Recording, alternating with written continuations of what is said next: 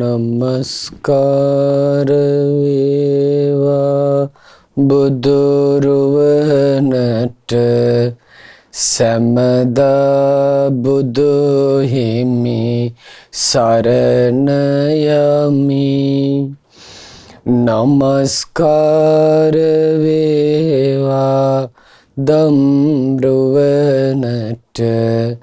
සැමදා සදහම් සරණ යමි. නමස්කාර වේවා සංඝරුවනට සැමදා මහා සංඝ සරණ යමි. නමස්කාර වේවා තුනුරුවනට සැමදා තිසරණ සරණ යමි. සාදු සාදු සාදු. අපගේ ගුරු දේවෝත්තම පරම පූජනීය පින්වත් ලොකු ස්වාමින් වහන්සේට අපගේ නමස්කාරය වේවා. සාදු සාදු සාදු. ශ්‍රද්ධාවන්ත පින්වත්නි,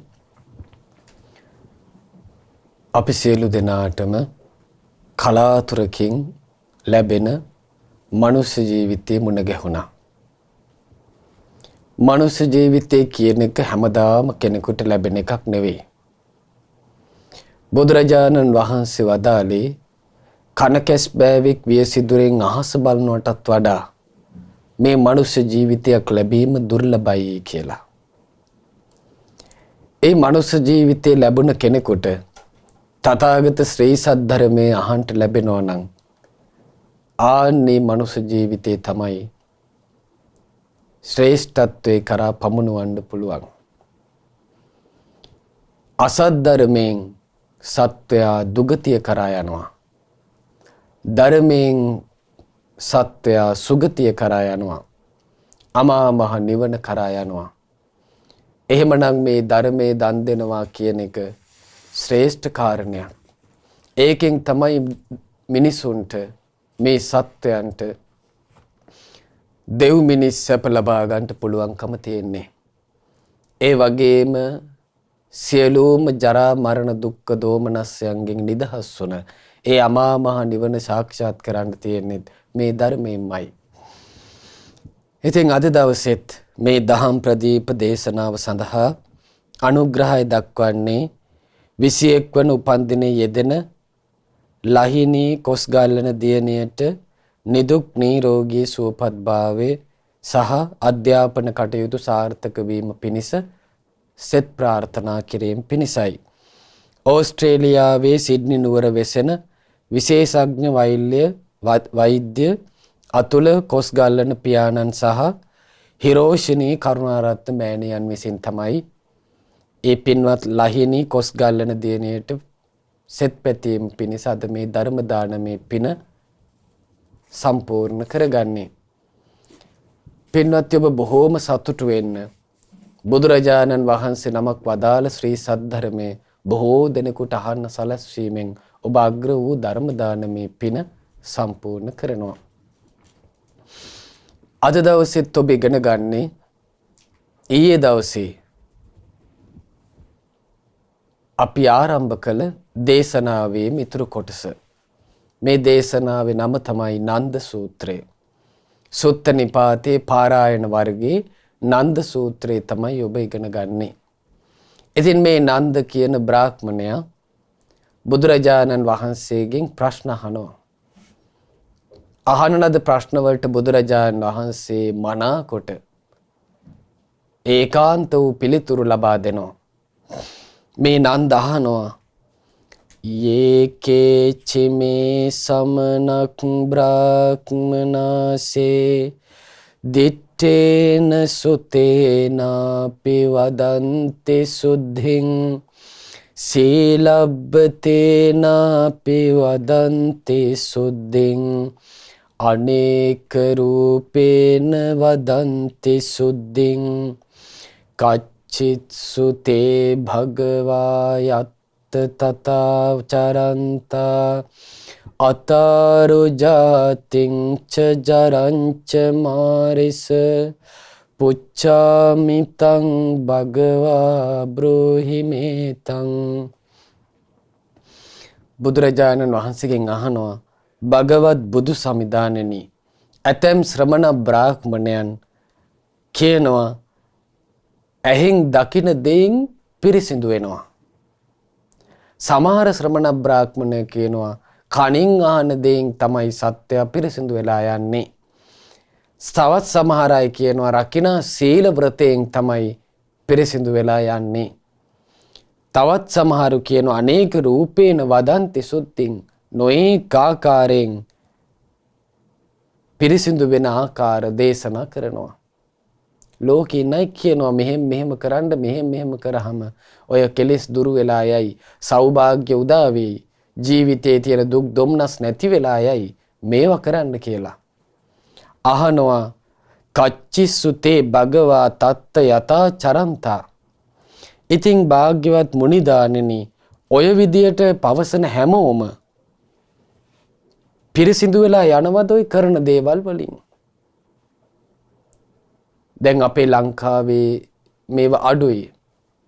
ඉන්දියාවේ හරියට මේ එක එක ක්‍රමෙන් පිරිසිදු වෙනවා කියලා මිනිස්සු කතා වෙනවා. එක පාරට හිතුනහම පැන් කෙන්ඩියක් අරගෙන අමුඩයක් ගහගෙන හිමාලිට යනවා මේ තපස් කරන්න. ඊට පස්සේ ඉර දිහා බලලා වන්දනා කරනවා. පුන්සඳ පායා තියෙන රාත්‍රියට සඳ මඩල දිහා බලලා වන්දනා කරනවා. ඊළඟට ගිනි පූජා පවත්වනවා. නොයෙක් යාග හෝම පවත්වනවා. සත්තු දහස් ගණන් බිලි දීලා යාග කරනවා. ඊළඟට නොයෙක් වෘත සමාදන් වෙලා සමහර අය සුනකයන්සේ ජීවත් වෙනවා. සමහර අය ගවයන්සේ ජීවත් වෙනවා. සමහර අය එළුවන්සේ ජීවත් වෙනවා. සමහරුන් බැටළුවන්සේ ජීවත් වෙනවා. මේ විදිහට සමහර අය මෞන වෘතේ සමාදන් වෙනවා. වචනයක්වත් ජීවිතේ කතා කරන්නේ. කතා කරන්න පුළුවන් අය. නමුත් මේ ජීවිතේ පිරිසිදු වෙලා යනවා. සංසාර දුකින් නිදහස් වෙනවා කියලා හිතාගෙන කතා නොකරත් ඉන්නවා සමහර අය. පින්නත් ඔබ පොඩ්ඩක් හිතලා බලන්න. මේ හිත ඇතුළේ එන විතරක අපි වචන වලට පෙරළුවේ නැත්නම් කෙනෙකුගේ සිහිය විකල් වෙන්න පුළුවන්. නමුත් දැන් අර මේ සසරෙන් නිදහස් වෙන්නම් කියලා හිතාගෙන අර එන චිත්තාවේග ඔක්කොම යට කරගෙන කතා කරන්න හිතුණත් කතා නොකර ඉන්නවා කියන්නේ ලේසි පාසු දෙයක් නෙමෙයි. ඒ අය නමුත් හිතන්නේ පිරිසිදු වෙනවා කියලා. භාග්‍යවතුන් වහන්සේ වදාලා භාග්‍යවතුන් වහන්සේගෙන් අහනවා නිදුකාණෙනි, ඉතින් මේ ඔය ඔහොම කරන හැමෝම මේ ඉපදෙන දිරනා ලෝකෙන් නිදහස් වෙලා යනවද? භාග්‍යවත් මුනිදානෙනි, මට මේ කාරණේ පහදා දෙන්න කියලා හිටියා. ඉතින් පින්වත් ඊළඟට භාග්‍යවතුන් වහන්සේ ඍජු පිළිතුරක් දෙනවා. යේකේචි මේ සමන බ්‍රාහ්මනාසේ දිත්තේන සුතේනාපි වදන්ති සුද්ධින් සීලබ්බතේනාපි වදන්ති සුද්ධින් අනේක රූපේන වදන්ති සුද්ධින් කිංචාපි තේ තත්ථ තථා වදන්ති නාතරින් සුජාති ජරන්ති බ්‍රෝමි. බුදුරජාණන් වහන්සේ වදාලා ශ්‍රමණ බ්‍රාහ්මණයෝ කියනවා ඇහෙන් දකින දෙයින් පිරිසිදු වෙනවා කියලා. දැන් ඔය අදත් ලංකාවෙත් ඔය තියෙනවා. හිස් කලයක් අරගෙන මූණට මුනිච්චුනොස් මූසලයි කියනවා. පිරීච්ච වතුර කලයක් අරන් ආවොත් ඒක සුබයි කියනවා. ඊට පස්සේ සමහර සත්තු කෑ ගැහුවම මූසලයි කියනවා. සමහර සත්තු කෑ ගැහුවම හොඳයි කියනවා. එක එක මති මතාන්තර පිරිසිදු වෙන සෞභාග්‍ය උදා වෙන කරුණු කාරණා. සමහර අය කිරි උතිර වීමෙන් ඔක්කොම හරියනවා කියලා හිතනවා. සමහර අය නැකතට වැඩ කිරීමෙන් නැකතට වැඩ ඇල්ලීමෙන් නැගතට යම් යම් දේවල් ආරම්භ කිරීමෙන් ඔක්කොම හරියනවා කියලා හිතනවා. බුදුරජාණන් වහන්සේ දේශනා කරනවා ඇහෙන් දකින දේෙන් පිරිසිදු වෙනවා කියලා මං කියන්නේ නැහැ. කනෙන් අහන දේෙන් පිරිසිදු වෙනවා කියලා කියන්නේත් නැහැ. රකින්න සීල වෘතයෙන් පිරිසිදු වෙනවා කියලා කියන්නේත් නැහැ. නොඑක් ආකාරයෙන් පිරිසිදු වෙනවා කියලා තථාගතයන් වහන්සේ කියන්නේ කියනවා. ඒ අයට කවදාවත් ඉපදීමෙන් නම් ගැලවිලා යන්න බෑ කියනවා කරලා. ජරාවට පත්වන ජීවිතෙන් බේරෙන්න විදිහක් නැහැ කියනවා කරලා. ඊළඟට මේ නන්ද අහනවා යේකේ චිමේ සමන බ්‍රාහ්මනාසේ දිත්තේන සුතේනාපි වදන්ති සුද්ධින් සීලබ්බතේනාපි වදන්ති සුද්ධින් අනේක රූපේන වදන්ති සුද්ධින්.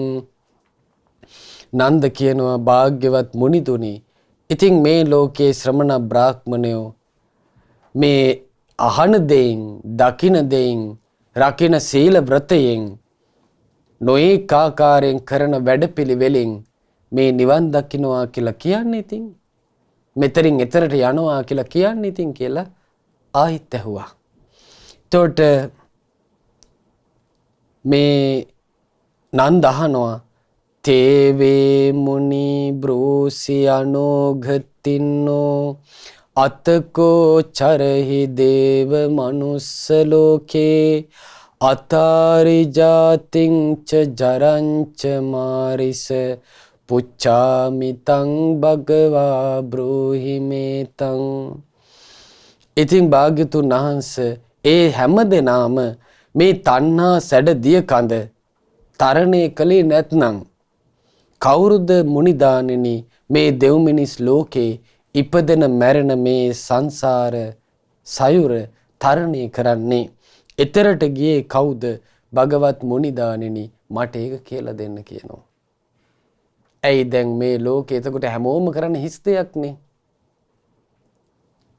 බලන්න දැන් ඔබට මතක ඇති භාග්‍යතුන් වහන්සේ දුෂ්කර ක්‍රියාව අතහර ඉද්දිත් පස්වග ශ්‍රමණයන් වහන්සේලා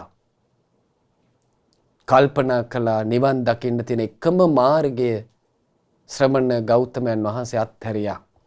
දැන් ඉතින් අපි උන්වහන්සේ ගැන බලාපොරොත්තු තියාගන්න ඕනේ. අපි උන්වහන්සේව අත්හැරලා යන් කියලා.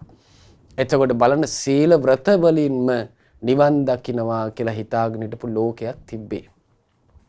ඉතින් ආන්නේ ලෝකේ බුදුරජාණන් වහන්සේ තමයි මේක හොයාගත්තේ. මේ දකින දේවල් වලින් අහන දේවල් වලින් සීල ව්‍රත වලින් නොඑක ආකාරයේ පිළිපදීම් වලින් ජාති ජරා මරණ දුක්ඛ දෝමනස්යන්ගෙන් එතෙර වෙන්න බෑ කියලා.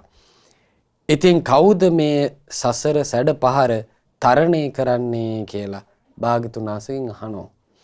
ඒ වෙලාවේ බුදුරජාණන් වහන්සේ වදාලා නාහං සබ්බේ සමන බ්‍රාහ්මනාසේ ජාති ජරාය නියුතාති බ්‍රෝමි යේසුද දිට්ඨං ව සුතං මුතං වා සීලබ්බතං වාපි පහය සබ්බං අනේක රූපම්පි පහය සබ්බං තණ්හං පරිඤ්ඤාය අනාසවාසේ තේවේ නරෝගතින්නාති බ්‍රෝමි.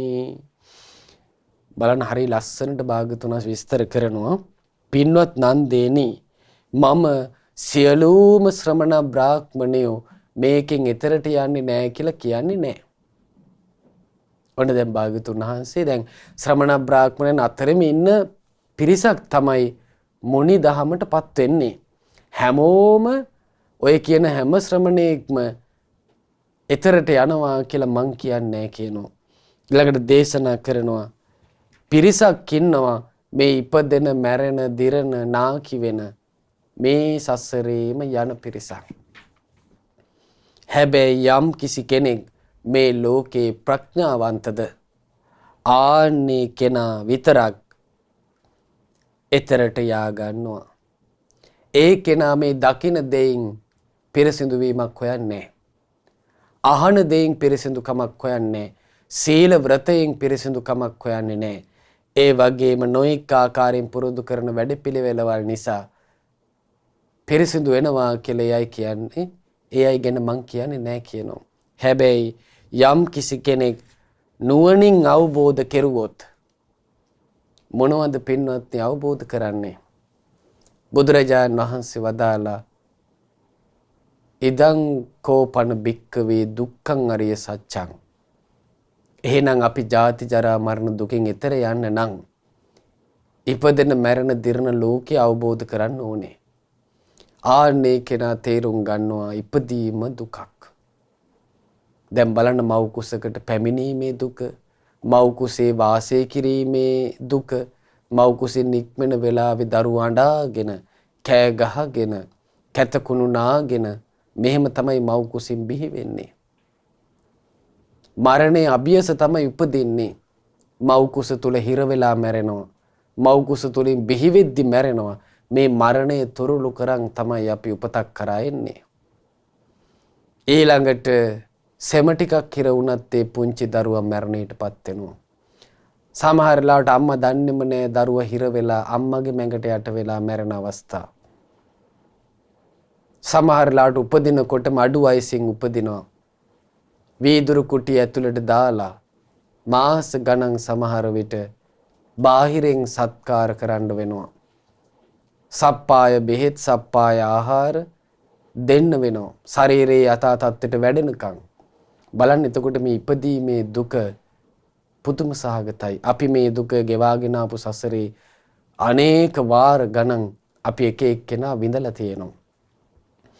එතකොට භාග්‍යතුන් වහන්සේ වදාළ ජරාවටපත් වීමේ දුක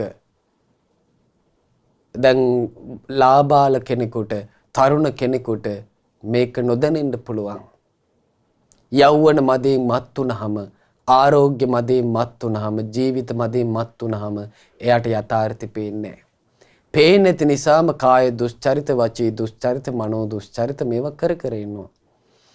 එතකොට ඒ කෙනාට මේ යථාර්ථය පේන්නේ. එහෙනම් යමෙක්ට නුවණ තියනවාද ආන්නේ කෙනා විතරක් ජරාවටපත් වීමේ දුක අවබෝධ කරනවා. හොඳට බලන්න මේ කලුවට තිබුණ කෙස් ටික පැහිලා යනවා. හම රැලි ගහනවා. දත් ටික හැලිලා යනවා. අවසානයේ කොච්චර වයසට යනවද කියන්නේ තමන්ටම තමන්ගේ කටේ තියෙන කෙල ටික තොල්පට එකතු කරලා නතර කරගන්න බැරි කලක් එනවා. එහෙම කෙල වැක්කිරෙනවා. අතපය තමන්ටම හොලෝ ගන්නවත් බෑ. කවුරු හරි එන්න ඕනේ හරවන්න. වාඩි කරවන්න කවුරු හරි එන්න ඕනේ. නැගිටවන්න කෙනෙක් එන්න ඕනේ. වැසිකිලි කැසිකිලිට එක්කගෙන යන්න කෙනෙක් ඕනේ. ජරාව විසින් මේ ශරීරේ කාල දානවා. මේ ජරාව කියන්නේ පින්වත්නි මුනිවරුන්ටවත් බේරෙන්න බැරි එකක්.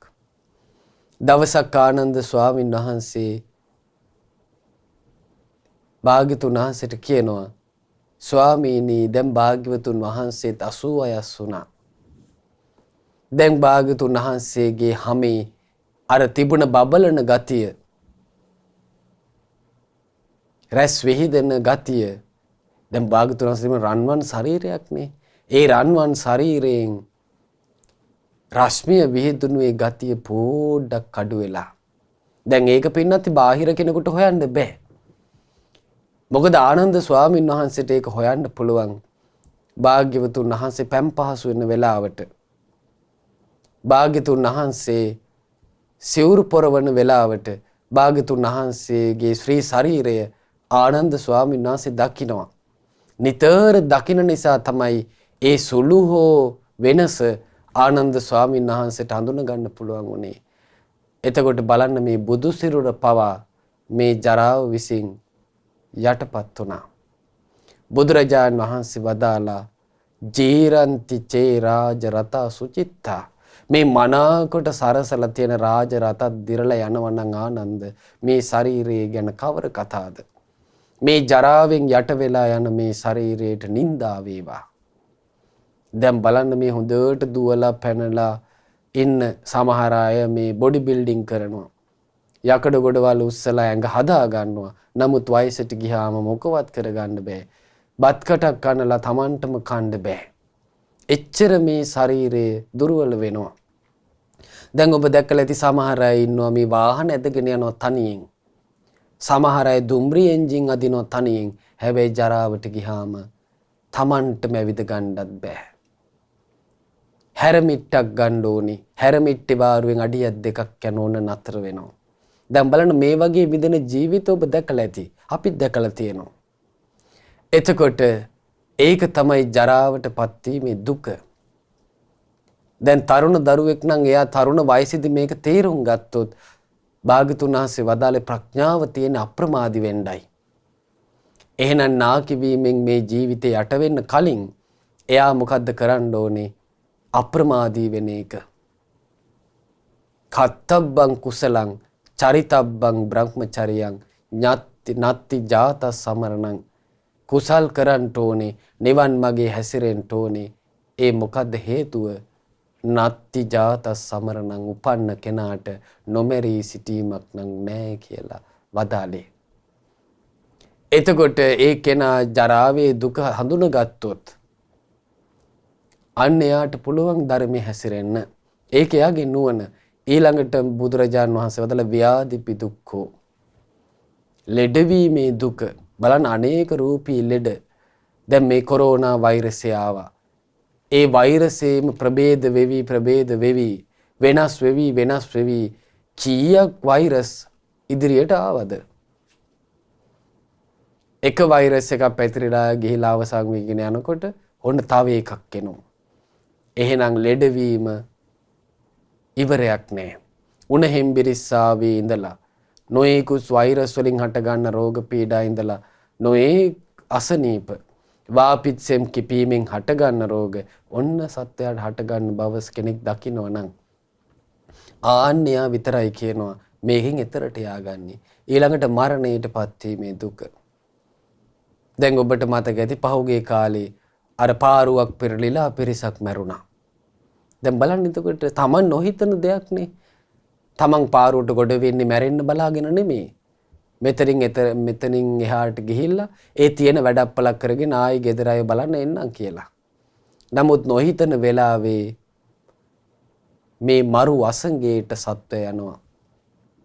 නිදාගෙන ඉන්න නගරයක් මහා සැඩ පහරකින් ගහගෙන යනවා වගේ සත්වයා මරුතුරුලට යනවා. ආන්න ඒක සත්‍යයා විමසලා මේ මිනිස්සයා ධර්මය ඇහුනට පස්සේ ඒක විමසලා තේරුම් ගන්නවා. ඊළඟට අප්‍රිය සම්පයෝගා පිය විප්‍රයෝගා. එතකොට අප්‍රියයන් සමග එකතු වීමෙන් ප්‍රියයන්ගෙන් වෙන්වීමෙන් ඔන්න දුක හට ගන්න බව තේරුම් ගන්නවා. ඊළඟට මේ ශෝකය හට ගන්නවා. හඬා වැළපෙනවා. කායික දුක් පීඩා එනවා. මානසික දුක් පීඩා එනවා. සුසුම් මෙලිම් එනවා. මේව කොහොම අවබෝධ කරන්න ඕනේ? අන්න නුවණින් යම් කිසි කෙනෙක් අවබෝධ කරනවා නම් මේ ජීවිතයේ තියෙන දුක ඊළඟට එයාට අවබෝධ කරන්න තියෙනවා මේ දුකේ හට ගැනීම. ඒ කෙනා අවබෝධ කරන්න ඕනේ ඉදං කෝපන බික්කවේ දුක්ඛ සමුදයං අරිය සත්‍යං.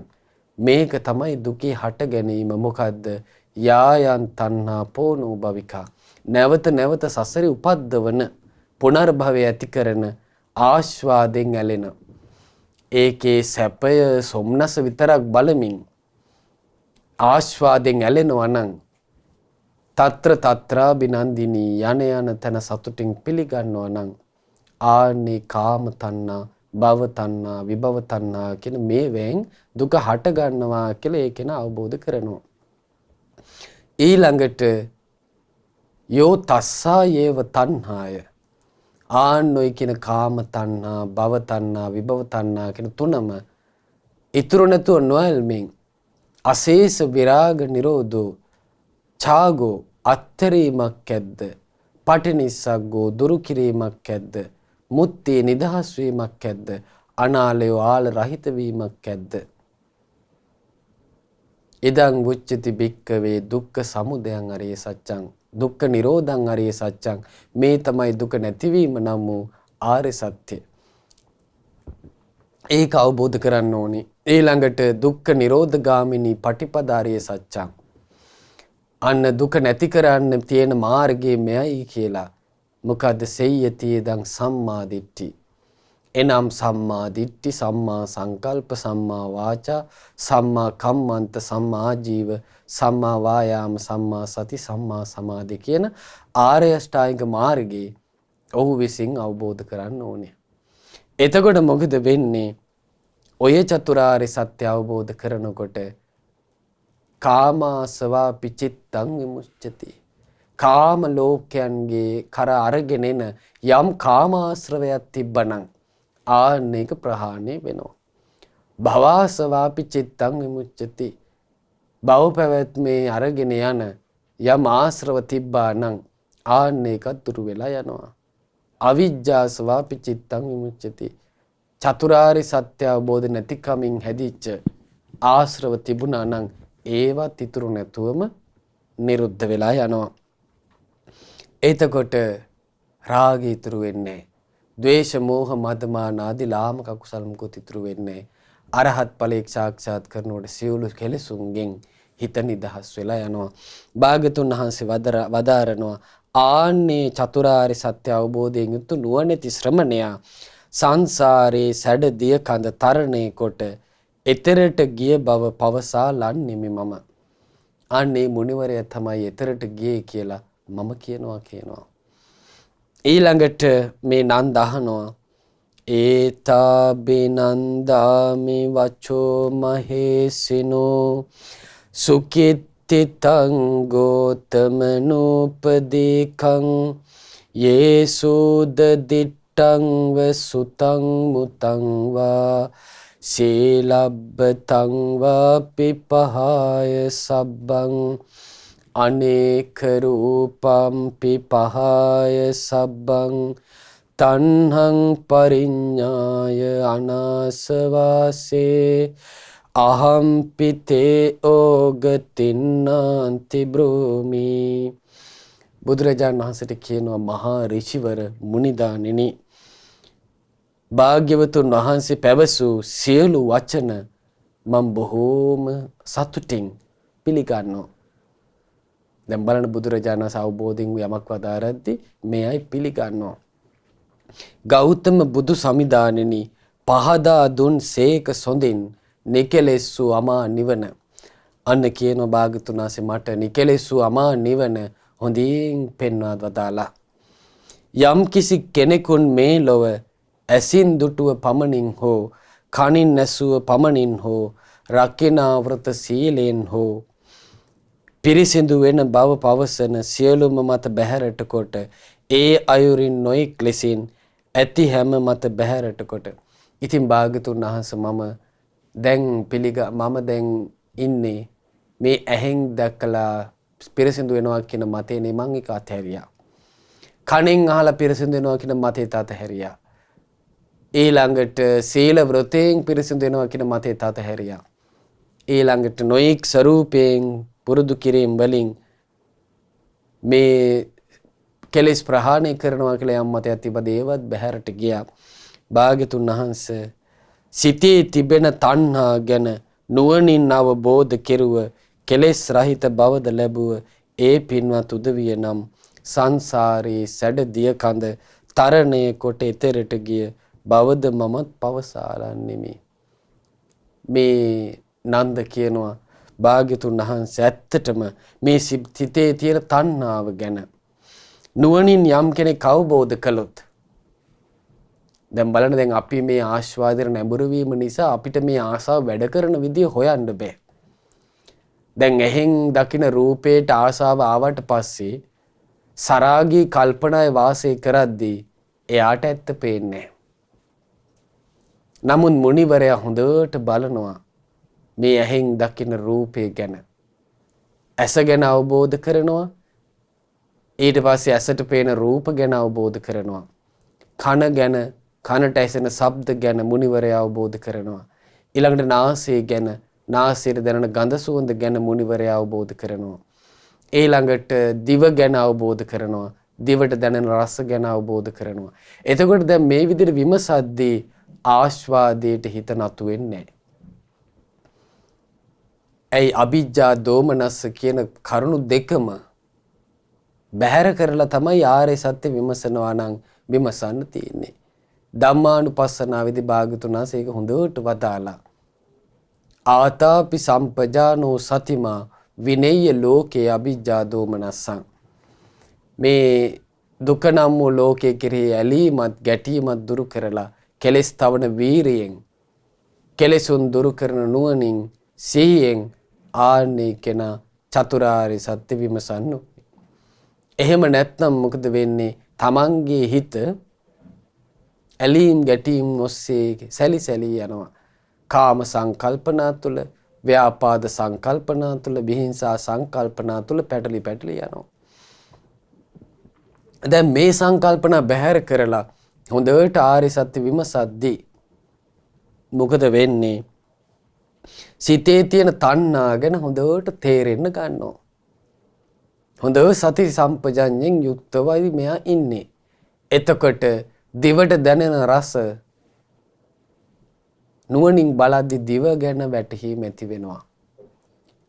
දිවට දැනෙන රස ගැන වැටහීම ඇති වෙනවා. ඊළඟට කය ගැන වැටහීම ඇති වෙනවා. කයට දැනෙන පහස ගැන වැටහීම ඇති වෙනවා. මනස ගැන වැටහීම ඇති වෙනවා. මනසට සිතන අරමුණු ගැන වැටහීම ඇති වෙනවා. එතකොට මොකද වෙන්නේ? ඔන්න දැන් හිතේ රාගේ පිහිටවන්න තැනක් නැහැ. ඊළඟට ද්වේෂේ පිහිටවන්න තැනක් නැහැ. මෝහය පිහිටවන්න තැනක් නැහැ. ඔන්න කෙලෙසුන් ටික දුරු වෙලා යනවා. ඒ පින්වත් උදවිය නම් සංසාරේ සැඩදිය කඳ තරණේ කොට එතරට ගිය බවද මමත් පවසාලමි. භාග්‍යවතුන් වහන්සේ අය මේ සැඩපහර කපාගෙන එතර වුණා කියලා මමත් කියන්නේ. එහෙමනම් බලන්න මේ එක්කෙනෙක් දෙන්නෙක් නෙමෙයි රහතන් වහන්සේලා අනේක ප්‍රමාණයක් කෝටි ප්‍රකෝටි ගණනින් මේ ශාසනය සෝභමාන කළා මුනිවරු බවට පත් වෙලා. එතකොට පින්වත්නි මේ ශාසනය දැන් එක දවසක් මේ බ්‍රහ්ම ලෝකේ බ්‍රහ්ම රාජයෙකුට හිතුණා මේ බ්‍රහ්ම ලෝකෙට නම් එන්න පුළුවන් එක ශ්‍රමණේක්වත් නැහැ කියලා. ඇයි? මුනිවරුන්ගේ ස්වභාවය දන්නේ. තමන්ගේ දීර්ඝායුෂ නිසා මත් වෙලා තමයි ඉන්නේ. තමන්ගේ තියෙන 이르දිය හැකියාව නිසා මත් වෙලා ඉන්නේ. බුදුරජාණන් වහන්සේ වෙලාවේ මේ සුබග වනයේ සාලරාජ මූලේ වැඩ සිටියේ. භාග්‍යවතුන් වහන්සේ එතනින් අතුරුදහන් වෙලා බඹලෝ පහළ වුණ අර බ්‍රහ්ම රාජයාගේ හිසට උඩින්. ඊට පස්සේ අපේ මොග්ගල්ලාන මහරහතන් වහන්සේ වෙලෝ භාග්‍යවතුන් වහන්සේ භාග්‍යවතුන් වහන්සේ බඹලෝ වැඩලා. ඊළඟට මුගලන් මහරහතන් වහන්සේ බඹලෝ පහළ වුණා. ඊළඟට මහා කස්සප මහරහතන් වහන්සේ බැලුවා භාග්‍යවතුන් වහන්සේ බලද්දි භාග්‍යවතුන් වහන්සේ බඹලෝ වැඩම කරලා. ඔන්න මහා කස්සප මහරහතන් වහන්සේ බඹලෝ වැඩියා. ඊළඟට අනුරුද්ධ මහරහතන් වහන්සේ බැලුවා භාග්‍යවතුන් වහන්සේ බඹලෝ වැඩම කරලා. අනුරුද්ධ මහරහතන් වහන්සේත් වැඩියා. ඔය විදියට මහරහතන් වහන්සේලා කීප නමක් බඹලෝ වැඩියා. බුදුරජාණන් වහන්සේ අහනවා බ්‍රහ්ම රාජේ ඔබේ මිත්‍යා දෘෂ්ටිය තාමත් තියෙනවද කියලා ඇහුවා. එතකොට කියනවා අනේ භාග්‍යතුන් වහන්සේ කොහොමනම් මේ දෘෂ්ටියේ හිටින්නද? මේ ශ්‍රමණයන් වහන්සේලා බොහෝ පිරිසක් මෙහෙට වැඩියනේ. එතකොට අහනවා ස්වාමීනි මේ ටික දෙනා විතරද ඉන්නේ මේ විදියට බඹලෝ වෙන්න පුළුවන්?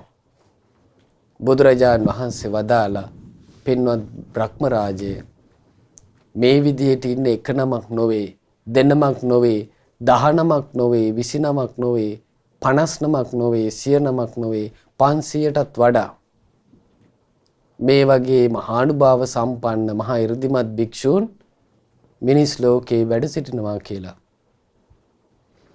එතකොට බලන්න පින්වත්නි, ඒක තමයි මුනිවරුන්ගේ ස්වභාවය. කෙලෙසුන් දුරු කරලා සුවසේ වාසය කරනවා.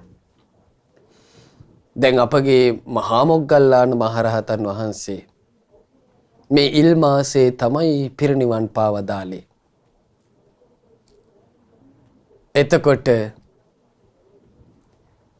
ඒ මුනිවරු නිකලෙස් සිතින් තමයි පිරිනිවන් පාන්නේ. එතකොට මුගලන් මහරහතන් වහන්සේ කාලසිලා පර්වතේ ඒ අමාවක රාත්‍රියේ වැඩ සිටිද්දී ඒ උන්වහන්සේගේ කුටිය සොරු වට කළා.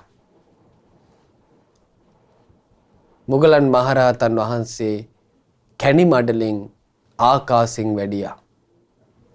ඊළඟට ඊළඟ දවසේ ආයිත් හොරු වට කළා. දොරේ යතුරු සිදුරින් එළියට වැඩම කළා නොපෙනී. ඊළඟට තුන්වෙනි දවසෙත් හොරු වට කරද්දි බැලුවා. මොකද්ද මේ වෙන්නේ? එතකොට උන්වහන්සේ කරද්දි තමන්ගේ මතින් අතීතයේ අම්මා තාත්තාගේ ජීවිත හානි වෙලා තමන්ට ලැබුණු පාපී බිරිඳ නිසා තමන්ගේ අම්මා තාත්තව තමන්ගේ අතින්ම ඝාතනය කරන්න සිද්ධ වුණා. ඒ කර්මය තමයි මේ ආවේ කියලා දැනගත්තා. විමසා බලද්දී ඒ වෙදී ආයුෂත් අවසానයි. මුගලන් මහරහතන් වහන්සේ බලන මේ නිකලස් බව මුනිවරුන්ගේ ස්වභාවය මරණයට අභීතව සිංහරාජයෙක් වගේ මුහුණ දෙන හැටි කම්පාවක් නැතුව කුටියේ දොර ගාවට ගිහින් දොර ඇරියා. දොර ඇරලා ඇවිත් ඇඳේ වාඩි වුණා. ඕන දෙයක් වෙච්චාවේ මේ මරණයෙන් ගැලවෙන්න බෑ කියලා. ඊළඟට අදිෂ්ඨාන කළා. හැබැයි භාග්‍යවතුන් වහන්සේ මුණ නොගැසී පිරිනිවන් පාන්නේ නැහැ කියලා. ඊට පස්සේ අර හොරු කුටිය ඇතුළට කඩා පැනලා ඇටකටු කුඩු වෙනකන් මුගලන් මහරහතන් වහන්සේට පහර දුන්නා. ඒ මුගලන් මහරහතන් වහන්සේගේ කුඩු පට්ටම් වෙච්ච ශරීරේ වනයේට වීසි කළා. හරි පුදුමයි පින්වත් මේ නිකලස් මුනිවරුන්ගේ ඉරදිපාද මනාකොට වඩලා වසඟයට පත් කරගෙන හිටියේ. අර කුඩු වෙලා තියෙන ශරීරය ඉරදි බලයෙන් ප්‍රකෘතිමත් කරගත්තා. ප්‍රකෘතිමත් කරගෙන ආකාශයෙන් භාග්‍යතුන් වහන්සේ ළඟට වැඩියා. වැඩම කරලා භාග්‍යතුන් වහන්සේට වන්දනා කළා. පිරිනිවන් පාන්ට අවසර ඉල්ලුවා. බුදුරජාණන් වහන්සේ ඇහුවා කොහෙද මොග්ගල්ලාන පිරිනිවන් පාන්නේ? එතකොට මොග්ගල්ලාන මහරහතන් වහන්සේ කියා හිටියා භාග්‍යතුන් වහන්සේ මම කාලසිලාවටම වඩිනවා කියලා. ඉතින් භාග්‍යතුන් වහන්සේ කියා හිටියා මොග්ගල්ලාන එහෙමනම් දැන් ඉරදි ප්‍රාතිහාර්ය දක්වන්න කියලා. ඉතින් ඒ වෙලාවේ අනේක ස්වරූපී ඉරදි ප්‍රාතිහාර්ය සාසෘණාස ඉදිරියේ මොග්ගල්ලාන මහරහතන් වහන්සේ පෑවා. ඒ මමත්වයෙන් පෙන්වන්නට නොවේ මටත් මේ තරම් දේවල් කරන්න පුළුවන් කියලා. ඊට පස්සේ කාලසිලාවට වැඩම කළා. පිරිනිවන් පාවදාලා. එතකොට බලන්න මේ චතුරාර්ය සත්‍ය අවබෝධය තුළින් කෙනෙක්ගේ ජීවිතය මෙලොවිනුත් පරලොවෙනුත් නිදහස් කරලා සම්පූර්ණයෙන්ම ජරා මරණ දුක් දුම්නස් වලින් එතර කරවලා දානවා. අපගේ සාරිපුත්ත මහරහතන් වහන්සේට අවසාන කාලේ මේ ලේවමනයන්ට වුණා. සාරිපුත්ත මහරහතන් වහන්සේ මුල් කාලේ මේ බඩේ අජීර්ණේ තිබුණා. බඩේ කැක්කුම තිබුණා. නමුත් ඒක සුව වුණා. ඒ සුවවීමත් අමුතු විදියට උනේ. දවසක් මුගලන් මහරහතන් වහන්සේ සමග කතා කළා මේ අසනීප ගැන. එතකොට සාරිපුත්ත මහරහතන් වහන්සේ වදාලා මම ගෙදර ඉන්න කාලේ අම්මා මේ බෙහෙත් වර්ග දාලා කැඳක් හදලා දෙනවා. ඒක බිව්වට පස්සේ සනීප වෙනවා කියලා. ඉතින් මුගලන් මහරහතන් වහන්සේ කියා හිටියා අපගේ සාරිපුත්තයන් වහන්සේ පින්වන්තයිනේ. ඉතින් ඒක නිසා ඒක ලැබෙන්නත් පුළුවනි කියලා. ඉතින් පින්වත්නි පහුවදා පිණ්ඩපාතයට වඩිද්දී එක්තරා දිව්‍ය පුත්‍රයෙක්ගේ අසවල් ඒ ළඟපාත හිටපු ගෙදරක දරුවෙකුට වැහිලා කියා හිටියා මම මේ ඇඟෙන් යනවා අසවල් බෙහෙත දාලා කැඳක් හදලා හෙට උදේ පිණ්ඩපාතයට වඩින ශ්‍රමණයාට පූජා කරාපන් කියලා. දැන් මුගලන් මහරහතන් වහන්සේ පිණ්ඩපාතේ වඩිද්දී මෙන්න අර බෙහෙත් කැඳ හම්බෙනවා. ඊට පස්සේ ඒක සාරිපුත්ත මහරහතන් වහන්සේට ගෙනල්ලා පූජා කළා. සාරිපුත්ත මහරහතන් වහන්සේ බැලුවා මම මේක කාටවත් කිව්වෙත් නැහැ. මේක අපි කතා කරේ අපි දෙනම විතරයි. එහෙනම් මේක එකත් එකටම අමනුස්සයෙක්ගේ වැඩක්. කිව්වා මේ මොග්ගල්ලාණන් වහන්සේ ඔය පිණ්ඩපාතේ මට එපා. මේ කුස පිපිරී ගියත් මම නම් ඔය දාන්නේ වළඳන්නේ නැහැ. ඕක අයින් බැහැර කරන්න කිව්වා. හරි පුදුමයි මොගලන් මහරහතන් වහන්සේ බෙහෙත් කැඳේක ගිහිල්ලා හලනකොටම සාරිපුත්ත මහරහතන් වහන්සේගේ කුසේ කැක්කුම නැති වෙලා අසනීපේ සුව වුණා. ඉතින් පිරිනිවන් පාදී ආන්නේ අසනීපේම තමයි ආයි උග්‍ර වුණේ. ඉතින් හොඳටම අසනීප වෙලා දැන් පඩික්කම පිරෙන්න ලේ වමන යනවා. සක්දෙවිඳු පැමිණිලා සාරිපුත්ත මහරහතන් වහන්සේට උපස්ථාන කරනවා. කොහොමද අර ලේ පිරුණ පඩික්කම හිසේ තියාගෙන අරගෙන ගිහින් බැහැර දාන්නේ. ඒ සක්දෙවිඳු කියන්නේ සත්පුරුෂයි. තෙරුවන් කෙරෙහි අචල ප්‍රසාදයෙන් යුක්තයි. සෝතාපට්ටි අංගවලින් යුතු සෝතාපන්න ශ්‍රාවකෙක්. ආන්නේ ආනිසංසය දැක දැක තමයි කියනවා ස්වාමීනි මම මේ උපස්ථාන කරන්නේ. තථාගත ශ්‍රාවක සංඝයා මම සරණ ගිහින් ඉන්නේ. ඒක දැක දැක මම මේ උපස්ථාන කරන්න කියලා සක්දෙවිඳු උපස්ථාන කළේ. එතකොට බලන්න මේ නිකලෙස් සිතක් උපදවනවා කියන එක ජීවිතයේ යථාර්ථය අවබෝධ කරනවා කියන එක කොයිතරම් යහපතක්ද. ඒ ශ්‍රමණයා ගැන සිහි කරන අයටත් ඒකේ පින උපදිනවා.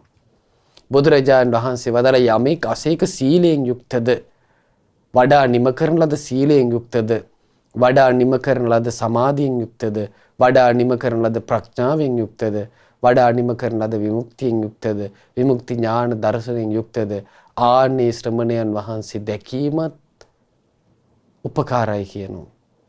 සිහි කිරීමත් උපකාරයි කියනවා.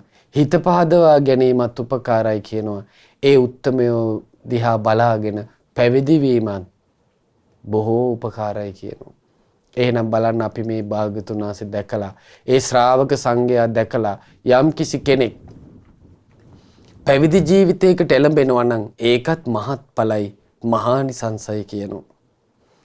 ඉතින් ওই විදියට පින්වත්නි අරහත්ත්වයේ දක්වා ජීවිතේ හසුරවා ගන්න එක දෙව් මිනිස් ලෝකයේටම කරන උපකාරයක්. තමනුත් සසරේ නිදහස් වෙනවා. ඒ රහතන් වහන්සේ නිසා කී දෙනෙක් නම් පින් පුරා ගන්නවාද, සුගති සැප සලසා ගන්නවාද, අමා මහ නිවන අවබෝධ කළ සංසාර දුකින් එතරට යනවාද. දැන් හොඳට බලන්න අපේ මිහිඳු මහරහතන් වහන්සේ අරහත්ත්වයට පත් වෙලා නිකලෙස් సంతානයේ තුල ත්‍රිපිටක ධර්මයේ දරාගෙන මේ ලංකාවට වැඩම කරලා 80 වයස් ගෙවෙනකන් මේ සිංහල ජනයාට ධර්මයෙන් අර්ථයෙන් අනුග්‍රහ කළා. ඒ මිහිඳු මහරහතන් වහන්සේ නිකලෙස් සිතින් කරපු ඒ ශාසනික වැඩපිළිවෙල නිසා තමයි අපි අදට උනත් මේ දහම් පදයක් ඉගෙන ගන්නෙ. ආන්නේකින් තමයි අපේ ජීවිතේ සුව පහසුටපත් උනේ. අද අපි මේ ධර්මයක් කියන්නේ, ඔබ මේ ධර්මයක් අහන්නේ මිහිඳු මහරහතන් වහන්සේගේ සදහම් වැඩපිළිවෙල නිසා. එහෙමනම් යම් කිසි කෙනෙක් මේ මුනිදහමේ හික්මිලා මුනිවරයෙක් බවට පත් වෙනවා නම් ආන්නේ කෙනා තමන්ටත් දෙවියන් සහිත, මරුන් සහිත, බඹුන් සහිත, ශ්‍රමණ බ්‍රාහ්මණයන් සහිත දෙව් මිනිස් ලෝකයේ සියලු දෙනාටම යහපත හදනවා. මේ කුණු කද කරේ තියාගෙන ගියපු සුනීත ළඟට භාග්‍යතුන් වහන්සේ වැඩියා.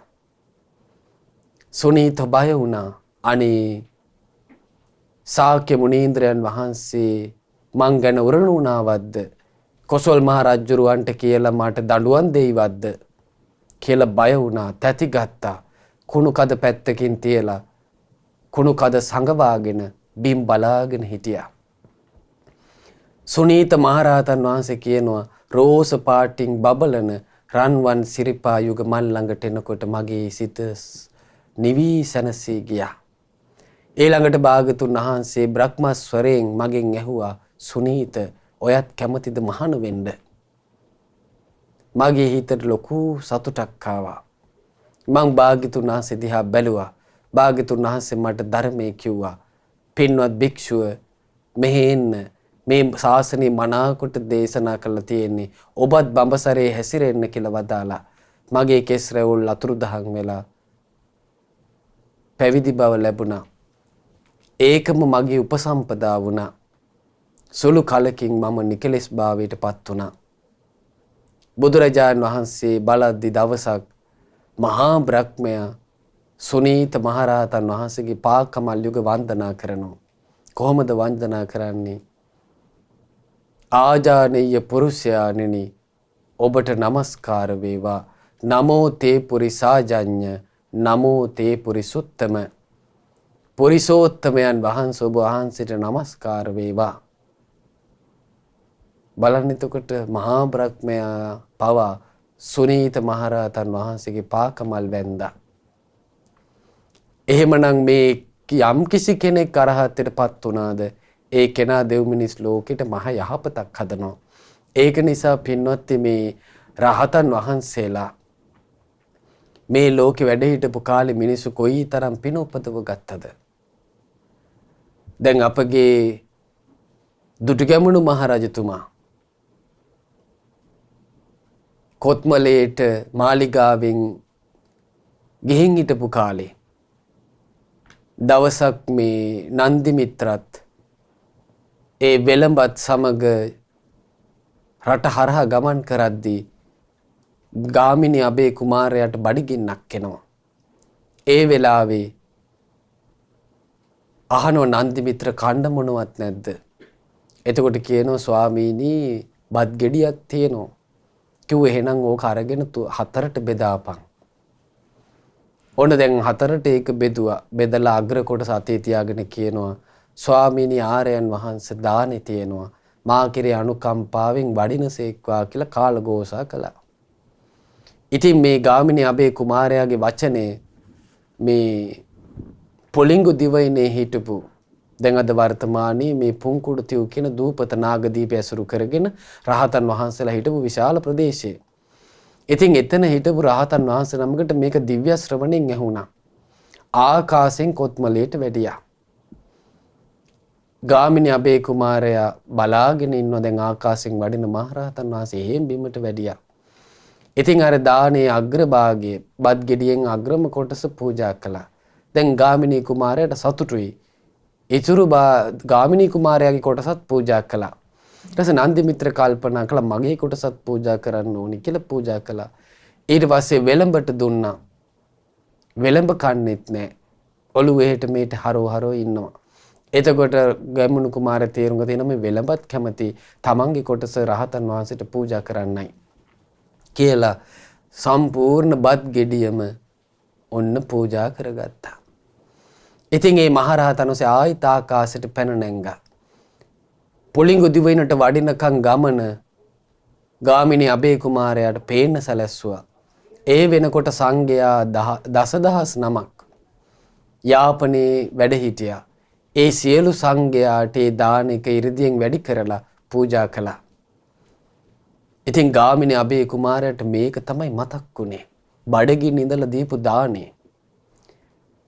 එතකොට දන් වැලක පුරුක්සේ අනිත් පින්කම් ඔක්කොම පෙළට මතක් වෙන්න ගත්තා. මිරිස වැටිය බැඳපුවා, ලෝවා මහා ප්‍රාසාදෙ බැඳපුවා, තමන්ගේ දෑස් ඉදිරියේ තියෙන මහා සෑර ස්වර්ණමාලී සෑරජානෝසේ බැඳපුවා. මේ ධාතු පින්කම් මුල් ගල තැන්පත් කරන පින්කම් 96 කෝටියක් රහතන් වහන්සේලාට සති දෙකක් දන් දීපුවා. මේ ඔක්කොම මතක් වෙන්න ගත්තා. ඒ ඔක්කොම පින්වත්නි අරහත් මුනිවරු ආරම්භය කරපු පින්කම්. එහෙනම් රහතන් වහන්සේ නමක් ලෝකෙ බිහි වෙනවා කියන්නේ දෙව් මිනිස් ලෝකයේ සියලු දෙනාට යහපත හැදෙනවා. ඉතින් ඒක නිසා මේ රහතන් වහන්සේලා සරණ යන්න අපිට වාසනාව ලැබේවා. ඒ රහතන් වහන්සේලා වැඩිය යම් නිවන් මඟක් ඇද්ද අපිට දේ නිවන් මඟ පුරුදු කරගෙන මේ නන්ද මහරහතන් වහන්සේ ඇතුළු දහසක් පිරිස අරහත් ඵලයට පත් කරපු මේ උතුම් දේශනාවේ තියෙන ගුණධම් අපටත් පුරුදු කරගෙන මේ ගෞතම බුද්ධ ශාසනයේ චතුරාර්ය සත්‍ය අවබෝධ කරගන්න අපි සියලු දෙනාටද වාසනාව උදා වෙත්වා. සාදු සාදු සාදු. අද දවසේ 21 වන උපන්දිනයේ යෙදෙන ලිහිණි කොස්ගල්ලන දියණියට නිදුක් නිරෝගී සුව ප්‍රාර්ථනා කරගෙන ඕස්ට්‍රේලියාවේ සිඩ්නි නුවර වෙසෙන විශේෂඥ වෛද්‍ය අතුල කොස්ගල්ලන පියාණන් හිරෝෂිනී කරුණාරත්න මෑණියන් තමයි අද මේ දහම් ප්‍රදීප වැඩසටහනට දායකත්වයේ දරන්නේ. ඉතින් මේ අයුරින් රැස් කරපු දාර පින සියලු දෙවියෝ අනුමෝදන් වෙත්වා. දෙවියන්ගේ දිව්‍ය ආශීර්වාද වැඩි දියුණු කරගෙන දෙවියෝ සැපවත් වෙත්වා. ඔබ අප සියලු දෙනාට ධාර්මික දිව්‍ය රැකවරණ සලසත්වා. දෙවියෝද වහවහ චතුරාර්ය සත්‍ය ධර්මය අවබෝධ කරගනිත්වා. සාදු සාදු සාදු. ඒ වගේම රැස් කළ මේ පින අපගේ ගුරු දේවෝත්තම පරම පූජනීය පින්වත් ලොකු ස්වාමින් වහන්සේ අනුමෝදන් වෙත්වා. මහමෙවුනා වාසී ලෝවාසී ගෞතම සසුනේ පිළිවෙත් පුරන උතුම් සංගරුවන මේ පින් අනුමෝදන් වෙත්වා. අනගාരികා මෑණියන් වහන්සේලා තනගාരിക දූපුතුනුත් මේ පින් අනුමෝදන් වෙත්වා. ගෞතම බුද්ධ ශාසනයේම නිදුක් නිරෝගීව සුවසේ උතුම් ධර්ම අවබෝධය ලබන්න වාසනාව උදා වෙත්වා. සාදු සාදු සාදු. ඒ වගේම රැස් කළ මේ පින 21 වන උපන්දිනයේ යෙදෙන ලහිණි කොස්ගල්ලන දියණියට මේ පින අනුමෝදන් වෙත්වා. ඒ පින්වත් දියණියට මේ රැස් කළ පිනේ ආනුභාවයෙන් තුනුරුවනේ සූවිසි මහා ගුණ බලයෙන් දෙව් රැකවරණින් නිදුක් නිරෝගී සුවපත්භාවයේ තිර ජීවනයේ සැලසේවා. කරන කියන අධ්‍යාපන කටයුතු ਸਰව ප්‍රකාරයෙන් සාර්ථක වේවා. සියලු දෙනා ඒ පින්වත් දියණියටත් ගෞතම බුද්ධ ශාසනයේම උතුම් ආර්ය සත්‍ය අවබෝධ කරන්න මේ පින් හේතු ආසනා වෙත්වා. සාදු සාදු සාදු. අද දවසේ මේ ධර්ම දානමය පින සිදු කළ පින්වත් විශේෂඥ වෛද්‍ය අතුල කොස්ගල්ලන පියාණන්ටත් හිරෝෂිනී කරුණාරත්න මෑණියන්ටත් මේ සියලු පුණ්‍ය ධර්මයන් අනුමෝදන් වෙත්වා. පවුලේ ඥාති හිත මිත්‍රාදී සහෝදර සෑම සියලු දෙනාටත් මේ පින් එකසේම අනුමෝදන් වෙත්වා. මේ රැස් කළ පිනේ ආනුභාව බලයෙන් තුනුරුවනේ සූවිසි මහා ගුණ බලයෙන් දෙව් රැකවරණින් සියලු දෙනාට නිදුක් නිරෝගී සුවපත්භාවයේ තිර ජීවනයේ සැලසේවා. කරන කියන ධාර්මික සියලු කටයුතු ਸਰව ප්‍රකාරයෙන්ම සාර්ථක වේවා.